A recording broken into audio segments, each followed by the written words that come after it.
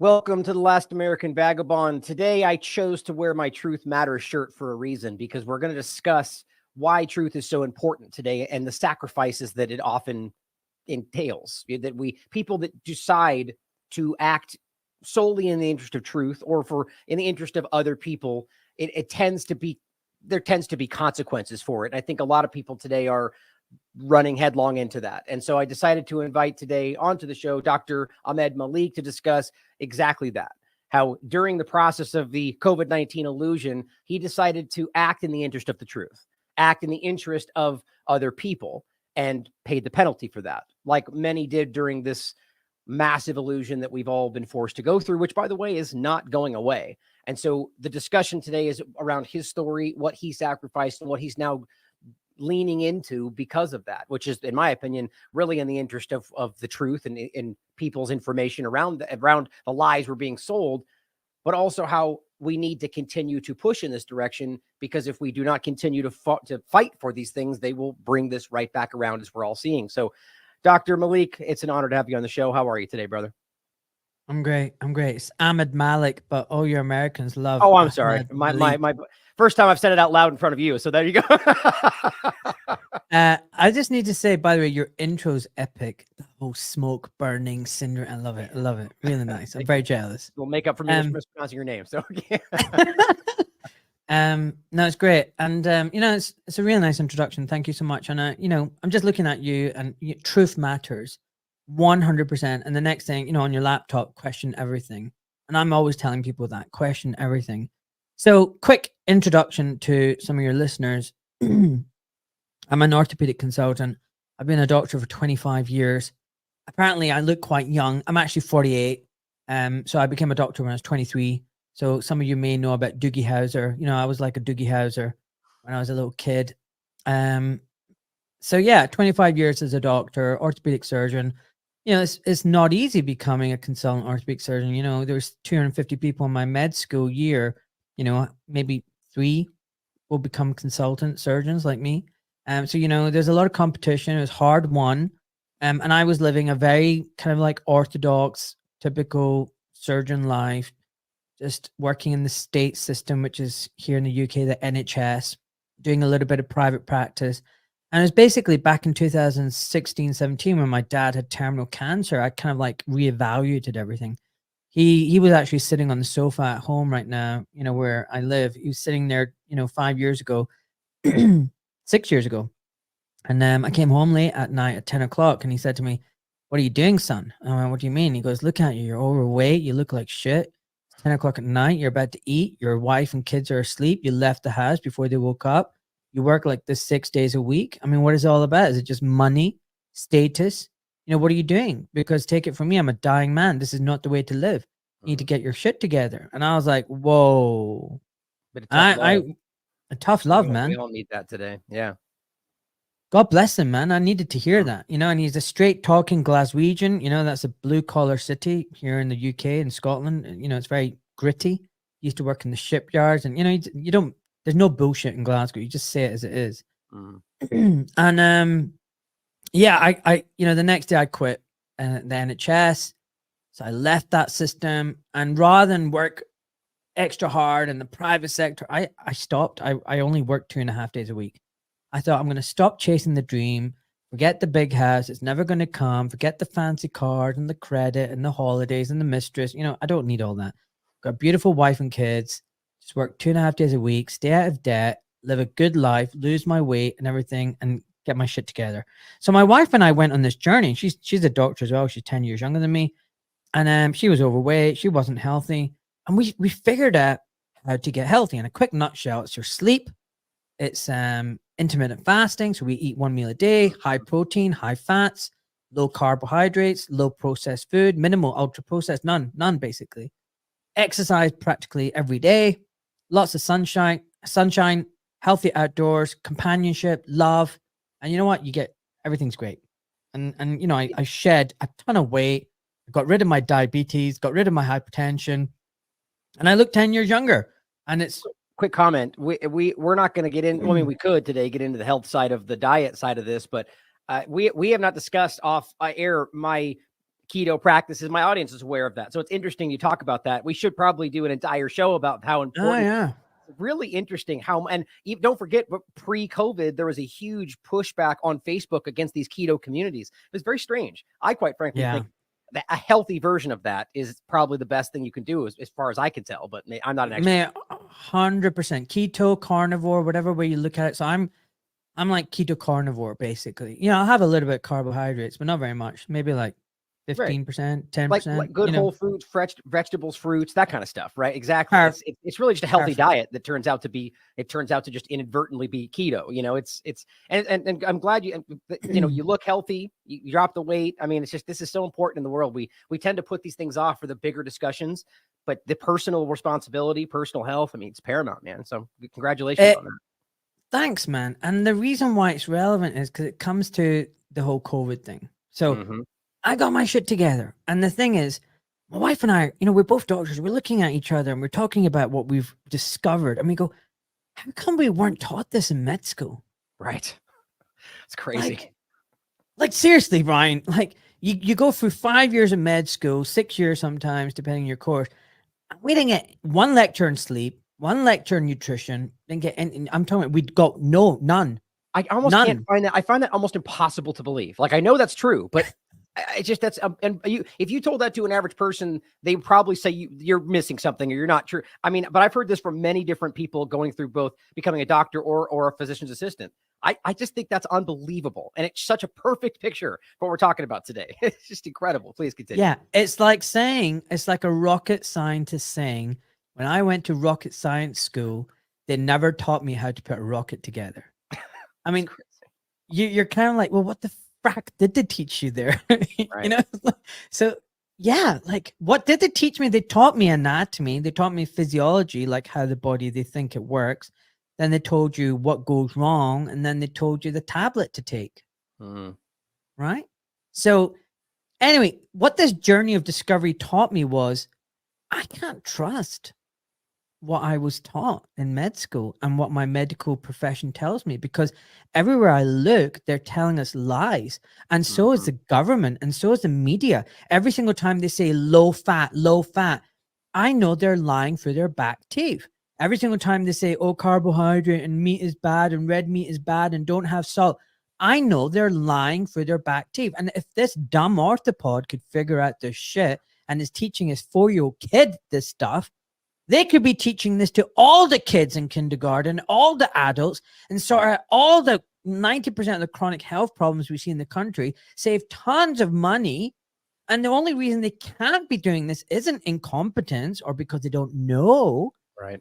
The only rational conclusion is they know all this and they choose not to tell us. And then the next question is, why are they not choosing to tell us? Well, the only inevitable conclusion is, well, have a look. Money talks. Statins are a $1 trillion industry. Right. The low fat food industry is a $1 trillion industry. Vaccines are a $1 trillion industry. Money talks. So they want us to get sick and dependent and go through the medical industrial complex and be dumbed down and stupid and vulnerable and dependent on the state. And that made me really question everything. So when COVID came around, back to your question, sorry for the long detour. No, that's important. It's important. Yeah. I was now out of all of mainstream medicine. I'm working privately as an orthopedic surgeon 2 days a week in a private hospital, and suddenly lockdowns are happening. And I did fall for the fear porn. And there's a background story. I don't want to go into it too much, but I was involved in the Brexit campaign. I got a lot of abuse for that. Financially, I got hurt a lot. All the doctors stopped referring patients to me because they thought I was a racist. Yeah, figure, look at me.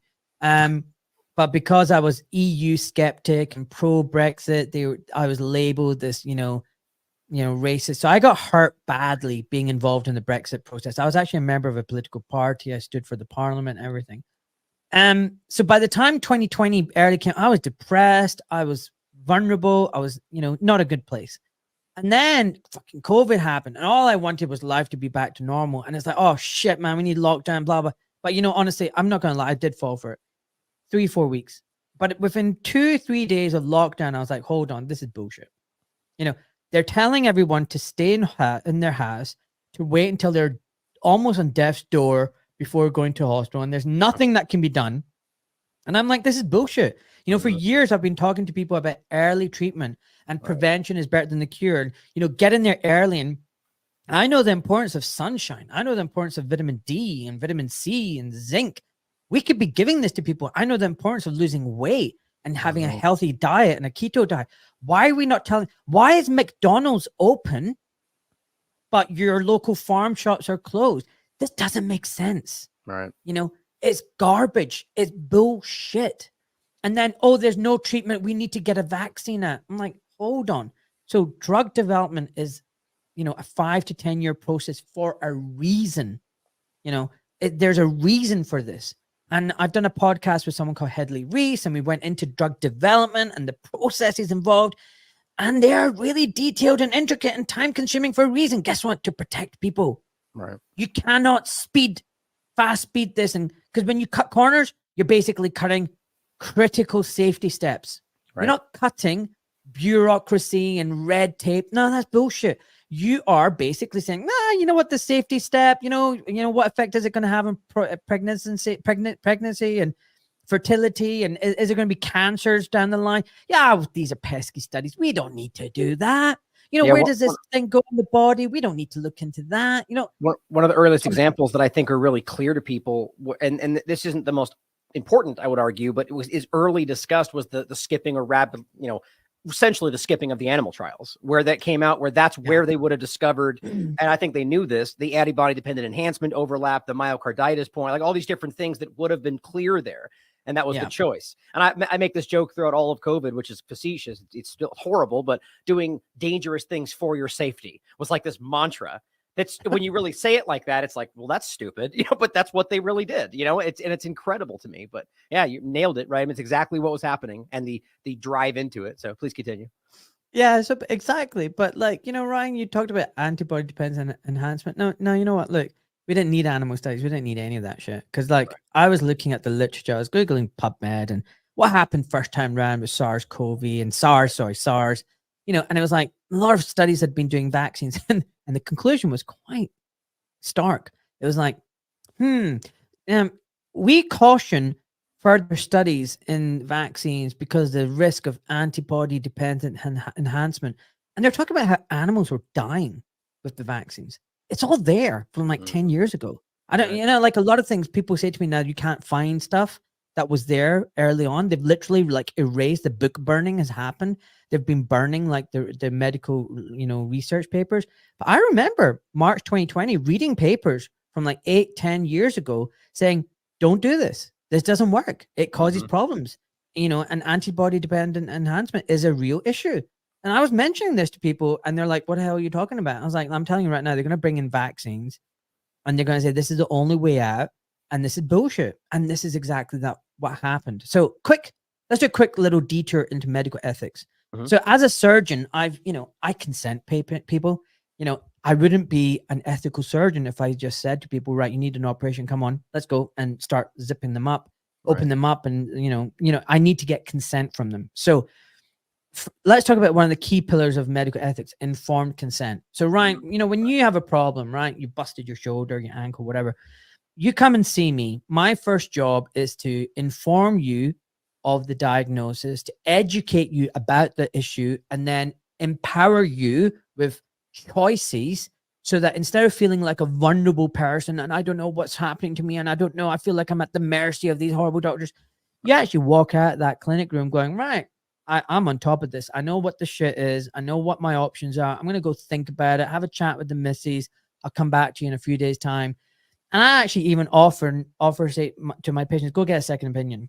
Right. And that might sound crazy to some people, but I say, look, it protects me and it protects you. You know, if you don't trust me or if you got doubts in your head, go see another doctor, go have a chat with them, you know, and run it through with them. And once you're 120% sure what you want to do, come back and speak to me. And if you have any questions, right. Yeah. So, so what it means is I inform you of the condition. I inform you of what your risks are of that condition. If you don't do anything, what your risks are. If you have an intervention, what the risks are. I typically will give you a non-operative option, a lifestyle option, a do nothing option, a tablet injection option, and maybe a surgical option. And with all these options, I say there are pros and cons.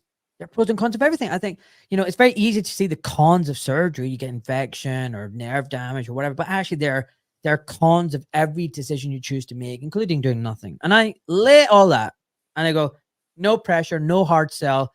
These are your options. It's all going to be in a letter. Go away, digest it, take your time. There's no rush.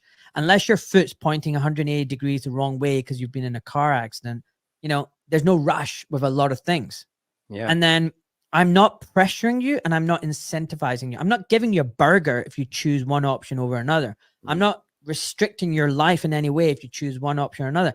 I'm not being mean to you and condescending and rude and saying you're a white supremacist or you're a misogynist or you're racist for choosing one over the other. I will respect whatever decision you choose to make, including the option of, Doc, you know what? I'm just going to leave it and see how it pans out. I'm not going to do anything right now. See, that's a really important development right there, where we saw, and it started like that. I made this point throughout a lot of different processes where it's, at first it's like, here, you'll get a burger. And next thing it's like, well, now you'll get your burger taken away from you if you don't, or back of the line. But then it becomes, well, you're killing grandma, right? We saw how that works, and throughout this, and what we're discussing right here is the obvious way that I knew I was going to do that. I kind of lost the point. What were you just saying? Give me the point one more time you were just describing. So I can make that point.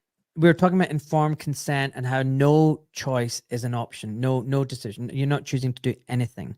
Well, shoot, I was going to make an excellent point there. My audience knows I do that far enough. But the obvious thing, though, is how it's clear that people get coerced into this using that kind of method. And I was going to bring this up. And if that point comes back to me, I'll make that point. But you're speaking of informed consent. And I think this is really important. This was one of these documents you were pointing to. First, my discussion of it, calling out MZ Dog or whatever his name was for literally acting like antibody dependent enhancement was a conspiracy theory. Here's the actual study. And this is from December 2020. And this is exactly what you're talking about. Both things, in fact, informed consent disclosure for specifically COVID injections. And here's what it found. The specific and significant COVID-19 risk of antibody-dependent enhancement should have been and should be prominently and independently disclosed to research subjects in vaccine trials, those being recruited for trials, and those who would eventually take the injection after approval. And it says, in order to meet the medical ethics standards of informed consent. So this was in the beginning, where they found not hypothetically, but that the risk of the injection causing antibody-dependent enhancement, should they get COVID-19 afterward, is significant and specific and should be told, or we're not meeting informed consent. And literally nothing happened. Like, that was one of those moments for me where I was like, it was jarring. It's like, but dude, that's just one. You've nailed it. Exactly. That's just one. So like informed consent, let me just break it down. Did anyone know that they were actually getting a gene therapy? No, because they were told, if you say this, you're a conspiracy theorist. Was anyone told that actually this isn't really a vaccine?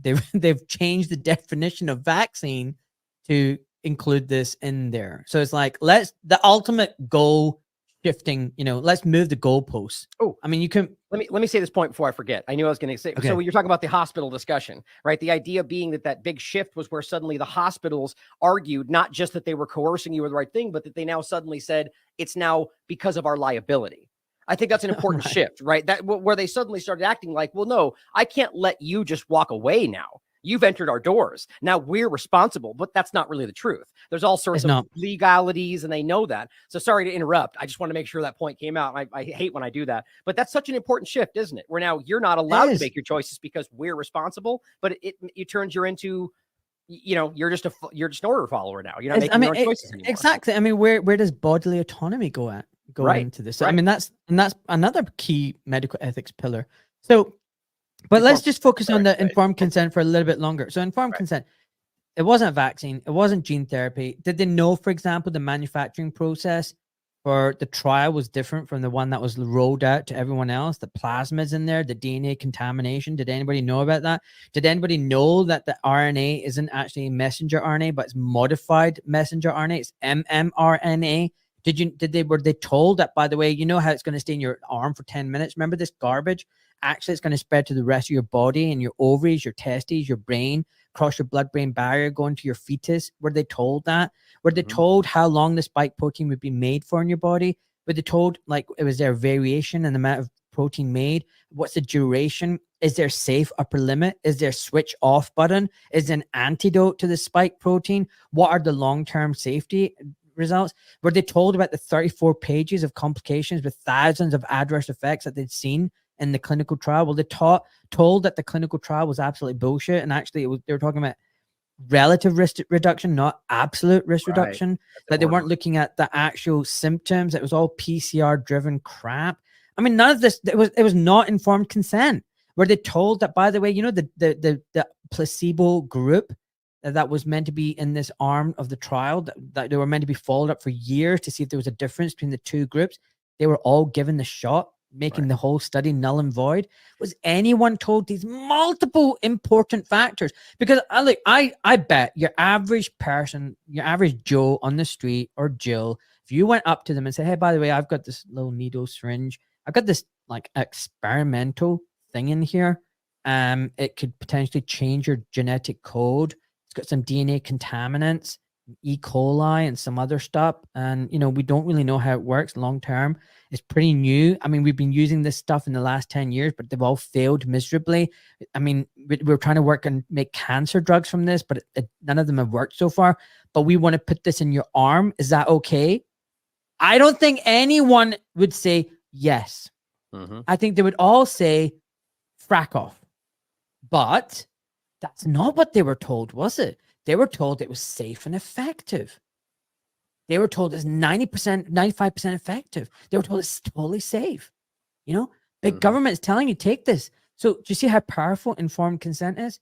No one on this planet, of all the billions of shots given, had informed consent. Make a short of that.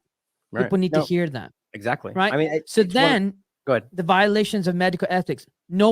Everyone has bodily autonomy, right? What happens to my body? No one has the right to decide except me. Mm-hmm. That went out the window. So the reason I was quiet during the whole lockdown period was I was stuck in my house in this garden, my tiny little garden with 3 young kids, right? I wasn't earning a penny. I was not getting anything from the government. I'm self-employed. I was broke.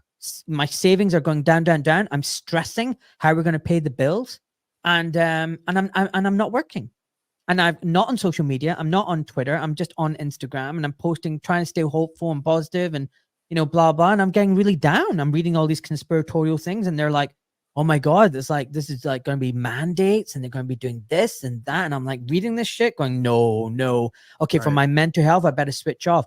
I'm battling to save my marriage. My wife is in the system. She's a junior. She's believing everything the government's telling them. I'm like, no. The government's a bunch of liars. The pharma companies are evil. And she's like, no, you've got mental problems. You're depressed. You're isolated. You're at home. You're not working anymore. You know, maybe you need to go see a psychiatrist. And I'm like, I'm not mentally insane. You know, this is bad. Mm-hmm. And so now this is having a problem with my marriage. She says, I'm going to take the shots when they come out. I'm like, no. And suddenly, you know, we are struggling in our household. All right. I'm not gonna lie. It was tough, mate. Mm-hmm. And when you're fighting a battle, a rear guard action, you can't be on the offensive. Okay. You can't win 2 fronts at the same time. So I'm fighting a battle at home right now. So in the end, I kind of lost. My wife took all the 3 shots and the boosters and everything. I took 1 shot, and again, the reason was because she called me, you know, some names and said I was kind of like crazy. And to prove her I wasn't some crazy anti-vaxxer, I said, look, I've had all the shots to date. You know, okay, God damn it, I'll take this stupid shot. And I went to the vaccine place and I went there saying, like, what's in this? Blah, blah, blah. And they're like, I was wearing a t-shirt at the time. And they're like, look, just give me your arm here. And I was like, yeah, but can you just answer a few of my questions? Yeah, sure. Rub it, bang, in my arm. I was like, whoa, like, I thought you were going to answer some questions. And like, yeah, what is it you want to ask? That was how it worked. And someone who's given consent over years and years, I was dumbstruck. Mm-hmm. Like, I felt violated. I went to my car and I sat in my car and cried Now, when I was a little kid, like 4 or 5, twice on 2 occasions, some people tried to molest me and felt me and touched me up. I remember it. It's very distressing. This was worse than that, because this was now inside me. I was totally violated. I could not get it out of me. And I was not given informed consent. And it made me fracking angry. Made me angry that I had no willpower to resist my wife and the pressure and the coercion that I was getting from my doctors and colleagues in hospitals, and went and got the one stupid shot. But I vowed I was never going to have any more, and I was going to go on a mission to explain to people this is wrong. So anyway, I started speaking up about it and telling everyone everywhere what my thoughts were. But it was when the mandates came, right? So now, bodily autonomy, informed consent come together. Now the mandates are completely different. You can't, that is just so wrong. To mandate the state telling you need to take the shot to work. And they were telling every employee who worked in the hospitals, private or public, every contractor, and they were saying initially, you know what it's like, they lie, they go frontline workers. No. They wanted anybody. So if a car parking attendant was in the hospital, they wanted them to get the shot. If there's someone in administration or logistics or whatever, cleaner, they were to get the shot. Every person, if someone came to change a signpost in the hospital, they had to get the shot. Anyone who physically entered a clinic, hospital, GP practice, had to get the shot. So you're talking about millions of people. And I was thinking, what the hell? Because if it's today tomorrow they'll say there's a climate emergency and you need to take a pill. You need to take this pill. Don't ask questions. It's safe and effective. Why are you asking questions about what's in it and what studies are done? We're telling you it's safe and effective. Are you being a problem here? Right. Do you not care about the greater good? Can you see what a slippery slope this is? Right. Exactly. I was just going to say, it's simple that what you're outlining there is such an obvious, two things really. The fact that, the way that they lean on good-natured people like your wife and drive their people in their orbit to be forced into it. That's what I think was the majority of people in that little area right there. And I that whole outline, this will be used again. Parasite stress theory is something I've talked about a lot. These have been studies that have been done. All they need is the threat, really, of a pathogen seems to be the primary goal. But you can see how it's very telling, even on that point, how you're seeing how all of those converge. How climate change increases pathogens. How war increases pathogens. Everything's everywhere. Linked. Yeah, everything's linked. This is why I talk about everything on my Twitter space now about this, because it's all freaking linked. And if you don't break it down and explain all the spider web connections, then they get away with it. It's all bullshit. On that note, I'll be including all of your links for people to make sure you check out his website.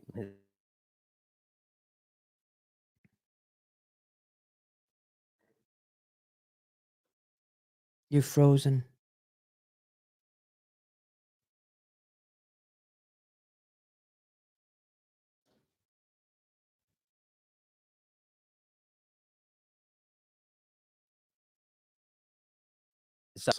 You have a lot of great.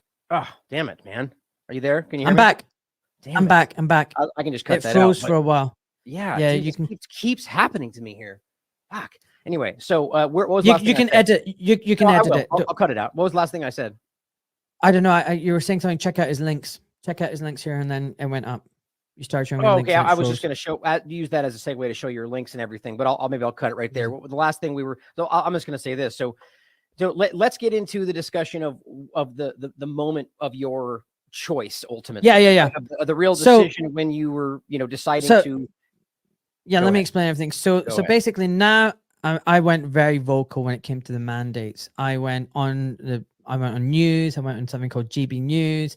My face was plastered all over the internet and Facebook and everything, all the videos, and I was fact checked. Look at this crazy orthopedic surgeon, what he's saying. I went on marches. I handed in a petition with 500,000 people saying we're not going to take this shot. Suddenly the mandates were overturned. And I thought, great, I can go back to my quiet life. I'm not going to name names, but I'm not someone who wanted attention. I just wanted to work my 2 days a week, spend time with my family and my beautiful wife. And, my marriage is healed. I got her to wake up. She turned around one day and said, I'm awake now. It's been 2 years. She said, I'm awake. I'm never going to have any more of these shots.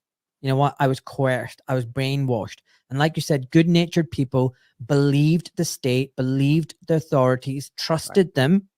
And now, you know, what we need to tell everybody is never trust the state ever again. Never trust these authorities ever again, because they do not have our interest at heart. They're a bunch of liars and they're abusive. So anyway, that's that. So now last year, December exactly, it's an anniversary now. I went on Twitter for a change and I did a video. And I said, you know, I'm seeing a lot of vaccine injuries, vaccine harms. And I don't mind calling them vaccines now. I was someone who didn't call them vaccines.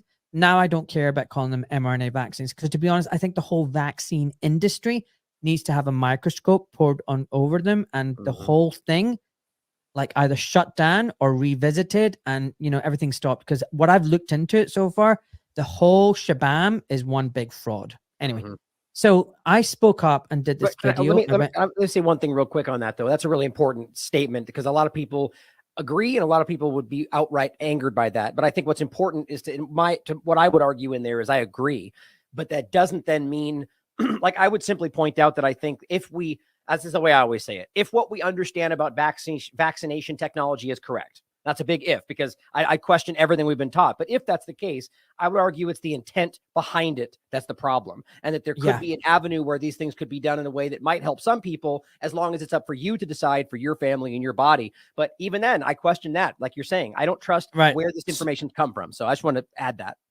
Yeah. So what I would say is there's a podcast coming out with Roman Bristiniak, who did the book Dissolving Illusions. It's going to be out in a couple of weeks' time. Listen to that podcast of mine. And listen to the podcast I've already done with Aaron Siri and JJ Cooey. And what I would say is, you know, if you want to know about vaccines, there's so many questions I'll ask about vaccines. Okay. All the people who will think, oh no, vaccines are great, the best things since sliced bread and butter. You know, what's in a vaccine? Give me 5 ingredients. What's the 1986 Vaccine Injury Act all about? And why does it exist? Right. You know, why is the vaccine schedule increasing year by year? Why is it necessary? Why is there, what's an adjuvant? And why are adjuvants in vaccines? Why is aluminium in the body and mercury? Why did they put them in these vaccines? Is there normal physiological processes that need aluminium or mercury? Is there a way of detoxing your body naturally of these heavy metals? What harm do they do to your body? You know, why does a young fetus, you know, baby that's just come out and within hours need a Hep B vaccine that's normally given to people who are like prostitutes and IV drug abusers? You know, I could go on with the questions. I've got lots of questions. Just what I would say is, look, it's all about choice. If you know the answers to all of these, and you know there's no long-term studies and no proper placebo-controlled, you know, arm studies of these products, and you're willing to take these products, good for you. Good luck to you. But I think anyone who's properly, fully informed and consented will be like, no thanks, pass. The choice is That's everything. all I would say. Absolutely. Choice is everything. So coming back to my little video, I went back to operating. I came back after my operating list. 1 million people had seen this video. I was like, holy moly. Wow. And, you know, I had a small Twitter account, like 900 followers or something, and like a million views. And I'm like, what the frack just happened there? Within 12 hours, 24 hours, 2 of the big private hospitals I was working out of, their national medical directors emailed me saying, cease and desist, basically. Wow. Stop this. Take down this video. Never, ever post on this topic again, or we're going to have to revisit your practicing privileges. Practicing privileges is a contract between me and the hospital allowing me to work out at the hospital. Wow. I have all the obligations of an employee, but none of the protections. They're privileges. I'm meant to work out there. And they said, stick to your scope of practice. Now, I thought that was very much like bullying. And I said, what do you mean scope of practice? My scope of practice is I'm a doctor first. And patient safety is my main concern, more than fixing a bunion or an ankle fracture. And why do you want me to stop? What have I said that's wrong? No response. Right. Just same response. Don't do this again. Well, I was like, well, I'll take it from your lack of engagement in response to my questions, tacit approval to carry on. So I carried on tweeting. And you know what? Nasty habit. When someone tells me to stop doing something, I double down and do it even more. So I tweeted like a Tweety bird. And suddenly my account got to 10,000, 20,000, 30,000. I was like, what the hell? And I was like, clearly people are resonating with what I'm saying. Right. But I would keep getting emails from one of the medical directors. Oh, we've got more anonymous complaints. You're an anti-vaxxer. You're a conspiracy theorist. You're this, you're that. And we want a meeting with you. And I'd be like, well, what do you want to discuss in this meeting? What have I said that's wrong? What do you agree with? And again, guess what, Ryan? No one ever answered my questions. It just kept backwards and forwards, backwards and forwards. Anyway, eventually in May, they got me. I tripped up. I messed up. I did a tweet where I said, is Dylan Mulvaney a woman? All right. And I did a couple of other ones about, gender identity, because this is all linked. Everything's linked. I said, look, this young Indian village girl identifies as a Viking, right? It's ridiculous. But the whole point is you can identify as anything you like, but that doesn't change reality. All right. Reality, truth matters. That t-shirt, truth matters. A boy is a boy. If you got a dick, you're a boy, right? It's just, you can call yourself anything you like. Don't go in the girls' bathroom, right? It's just not right. This was one of the first the reasons I actually reached out to you was, throughout the kind of changing of discussions between COVID-19 and even others in between that, and now with Gaza, I've noticed that there's certain people out there who, and I like to believe I'm in this topic or in this category that choose to, that you just go after the truth.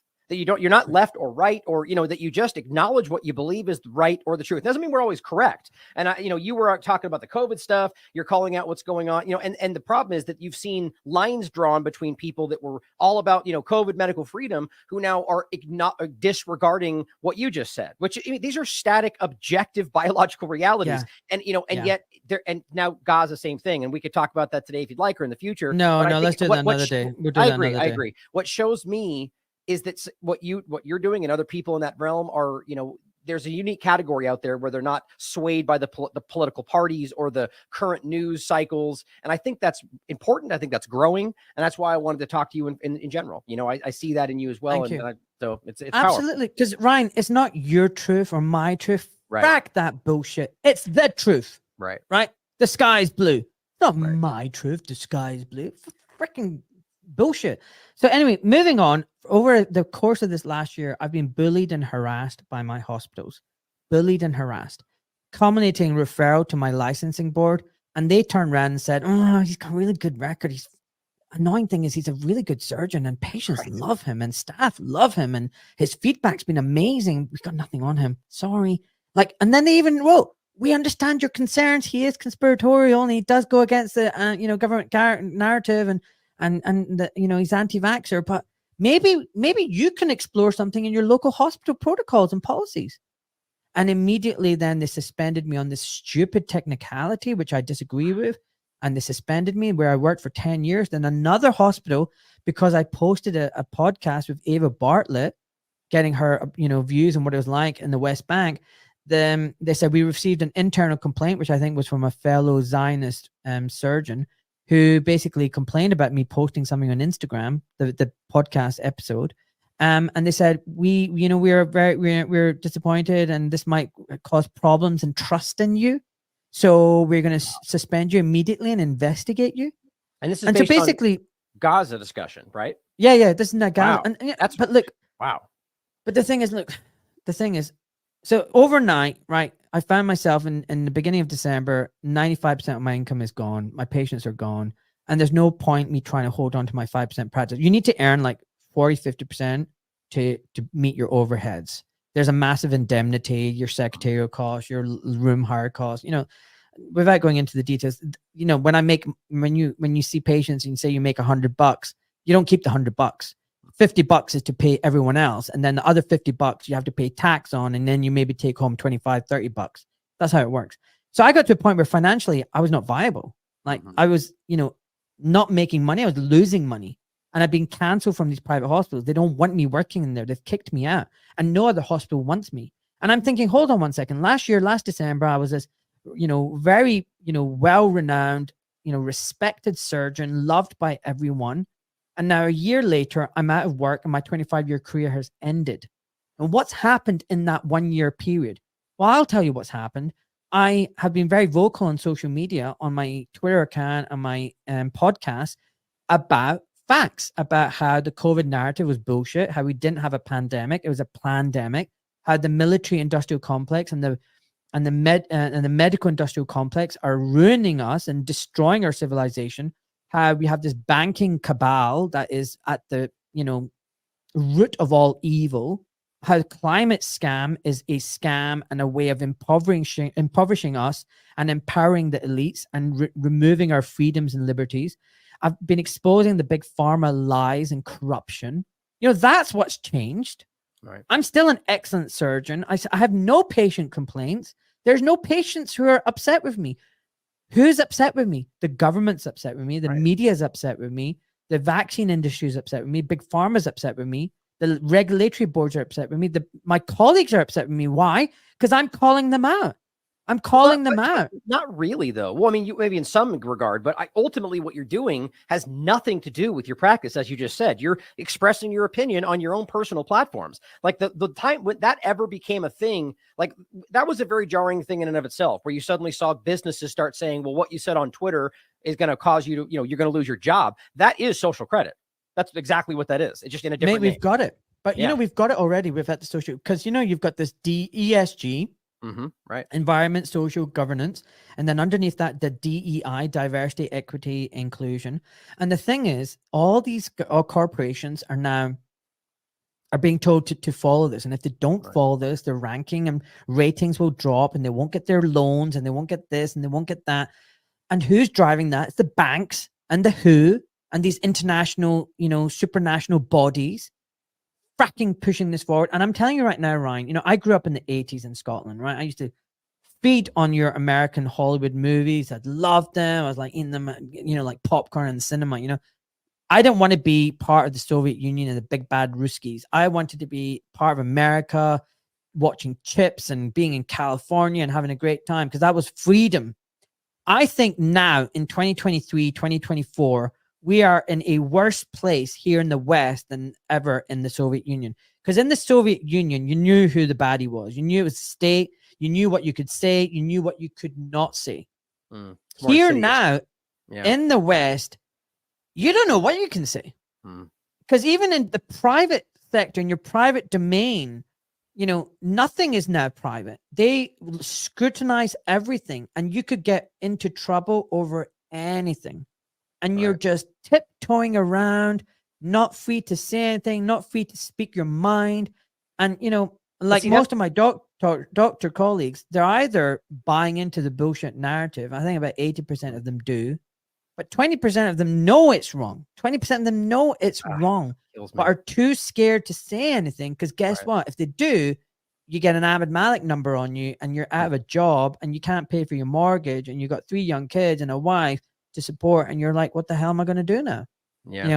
It's that contradiction right there that's the most confusing, is that it's not necessarily that we don't know. I mean, it is that we don't know, but it's that we're being told on one corner of their mouth, you have the Constitution, you have freedom of speech, you've got free right, everything's there for you. But then we bump against that wall with everything we do online. So we don't really. And so that's the confusing, that's the cognitive dissonance in a way. Like, people just choose to check out. It's the very kind of Brave New World style of it, where people just go, you know what? I'm confused. I don't know what makes sense. I can't trust them or them. So I'm going to check out, watch TV, and go to Walmart. Like that's kind of where they drive people to do, And I think that's the interesting 100%. part, is I'm speaking from a very American perspective here, but there's other same topics in other countries as well, UK and so on, but that you have your rights that they state are yours, but then actively undermine them with every single thing they do. You're right. That's far more insidious and dark than just an overarching negative entity that tells you what you can't say on the surface. But I would argue that there was an element of that in the Soviet Union too, but your point is well taken. I think we fail to acknowledge how dark and dangerous it really is today because of the stories we tell ourselves. It's fascinating and scary. 100%. Until that beast comes face to face with you, you're just living in denial. You put your head down and you live this, quite censored, self-censored world. And I think a lot of people are deeply unhappy because they know they can't speak the truth. They know they're living a lie. So one of the last days I was in clinic, a colleague of mine walked past my open door and said, "Oh, what are you doing here?" I was like, I'm here now because the other hospital kicked me out. And he went, "Yeah, I heard about that. Sorry." And then he talked about how he'd been on this holiday and he needed to lose weight. And I said, "Well, just, dude, just, eat less, fast, And he was like, "No, it's not the food, it's the drink." And I was like, "Well, cut back the drink." And he went, "Well, what will be the point in living then?" I was like, "Whoa." It's like, your wife, your kids. And he went, meh, like this. He went, meh. And I was like, what? And he was like, dude, I need to drink. You know, it's the only fucking thing that gives me pleasure. I went, what about your work and your family? And he goes, what do you do for pleasure? I went, spend time with my family, my kids, my wife. I love having sex with her, you know? And he goes, yeah. I went, yeah, to sex. Are you kidding me? And he goes, I'd rather drink. Now that is a man who's deeply unhappy. He's got the money. He's working 6 days a week. He's got the big flash car and the big flash house, and he's just been on a ridiculously expensive holiday in the Caribbean. He's not a happy man. Yeah. I think there's a lot of people like that who are not happy because they're not living the truth.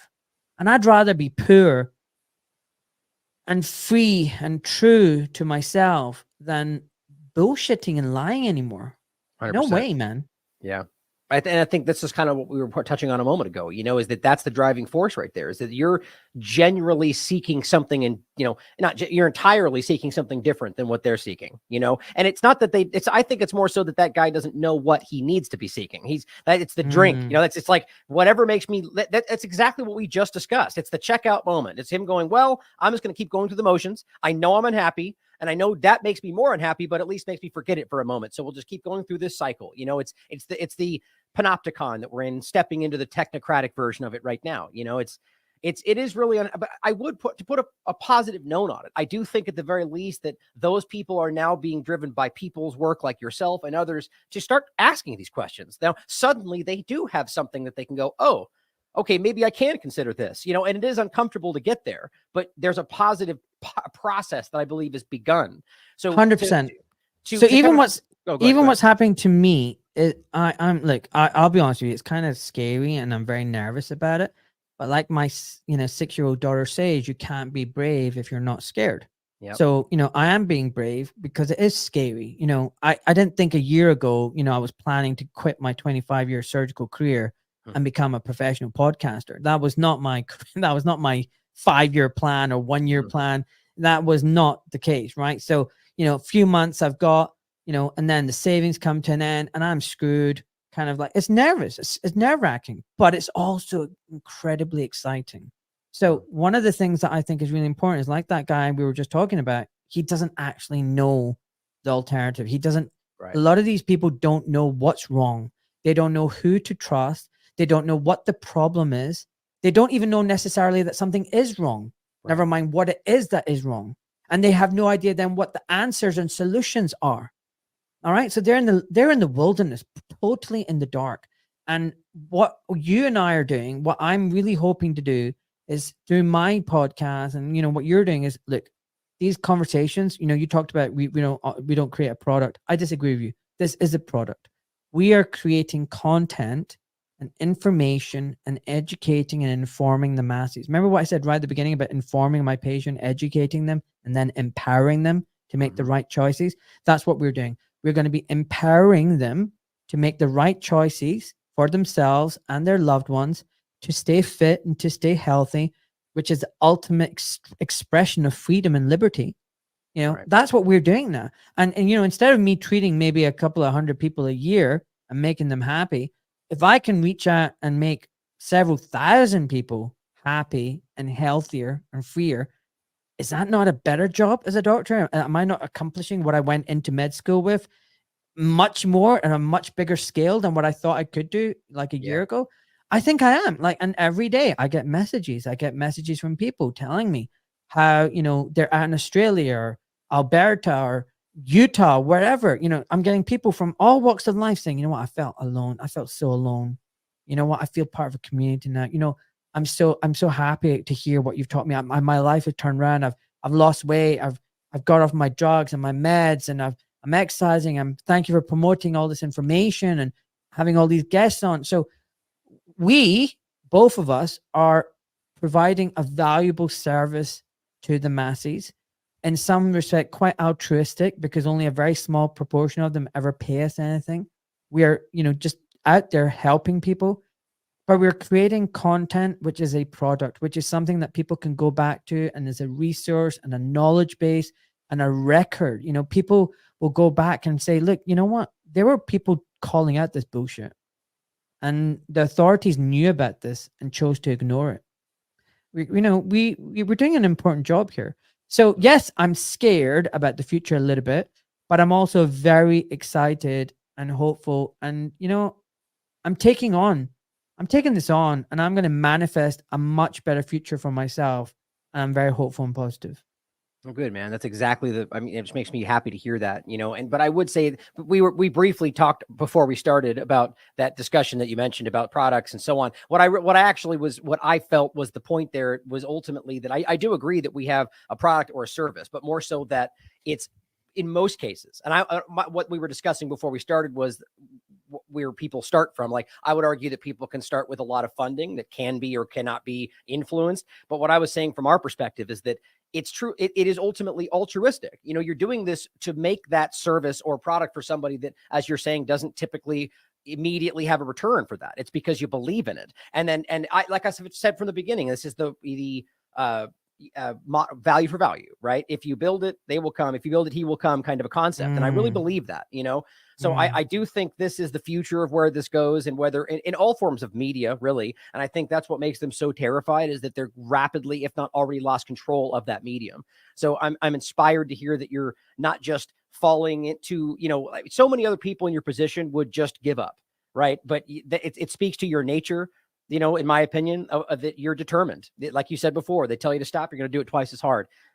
Simpatico, man. It's exactly how I feel. So thank you for being here, brother. I have to rush off from the interview, but I really want to connect again and talk about a number of different things with you. So anything you want to leave us with today in regard to upcoming projects, things you want to shout out for people, your social media links? Yeah. So, I mean, if you just visit my website, docmalik.com, it'll have all the links to my podcast. It'll show you how you can support and subscribe. Only 1% of my listeners actually support me, but if you can be part of that 1%, that'd be amazing and help me. And then, yeah, I mean, your podcast is coming out, I think, in about 10 days time. We had a great chat. I can't wait for that to come out. And, just support people like you and me. Don't feed the system. Don't feed the industrial complex. Don't buy the news from cable news and buy their newspapers and listen to their garbage. Seek out and support the alternative media, the people who are literally giving up everything to do the right thing and speak up. And in terms of, I don't know when your podcast is going to come out. I mean, people talk about New Year's resolutions. I've never made a New Year resolution, and I've never kept one. I think, yes, it's interesting. People want to have a date and make a huge statement and big change. Like, I'll tell you what works for me. Incremental gain. Just shave 1 or 2% off everything. Optimize your sleep by, go to bed half an hour early. Do you know what? Cut back on the cigarettes by 2 or 3 a day. Cut back on the drink by maybe 1 or 2. Slowly. Everything slowly. And you know what? Just get used to that for a few weeks, and it becomes a new normal, new habit for you. Think about how these bastards have done things to us. They've boiled us like frogs slowly. 2 weeks to flatten the curve, and then look where it led us to. Do the same in reverse for your health. Just slowly, every aspect of your life, just start doing things slowly. You know what? Instead of taking that elevator lift, walk up 1 flight of stairs. Simple things, little incremental gains. Don't tell anybody about your resolution. Don't tell anybody you're doing anything. Don't worry if you slip up one day and catastrophize. There's no point. You know what? You'll have bad days and you have good days. Just do little incremental gains in every aspect of your life. And you know what? Slowly over the course of the year, you'll look amazing like me. No, I'm just joking. I mean, it'll be great. That's why I would say tell everybody. I agree, brother. And thank you for joining me today and having this discussion. I think it's important, and I think it'll inspire a lot of people. And as well, to end, I think what we've said often on this show, exactly what you were discussing there, is, you can't solve every problem every day. You can't achieve everything in one moment, but as long as you have to be a little bit better than yesterday. And that's all that you need to strive for, is like, look at what you did and you accomplished what you didn't, and just strive to be a little bit better every day. Let's, just be better in general. So thank you for joining me, brother. As always, everybody out there, question everything. Come to your own conclusions. Stay vigilant.